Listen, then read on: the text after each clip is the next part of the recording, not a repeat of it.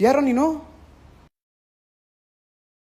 ಹೀಗೆ ಮಾಡೋದ್ರಿಂದ ನೀವು ನಿಮ್ಮ ಮನೆಗೆ ನಕಾರಾತ್ಮಕ ಶಕ್ತಿ ಪ್ರವೇಶಿಸಲು ಅವಕಾಶ ನೀಡೋದಲ್ಲದೆ ಈ ಕ್ರಿಯೆಯು ದೆವ್ವಗಳನ್ನು ಆಹ್ವಾನಿಸಿದಂತೆ ಅಂತ ಜ್ಯೋತಿಷಿ ಅರುಣ್ ಹೇಳಿದ್ದಾರೆ.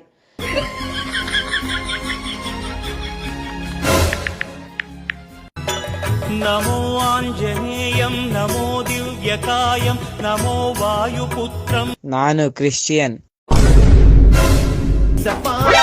ನಿನ್ನ ನಾಮದಲ್ಲಿ ಅದ್ಭುತವೂ ಇನ್ನು ನಡೆಯುತ್ತೆ, ದೆವ್ವಗಳೋಡುತ್ತೆ, ನೋವು ನೀಗು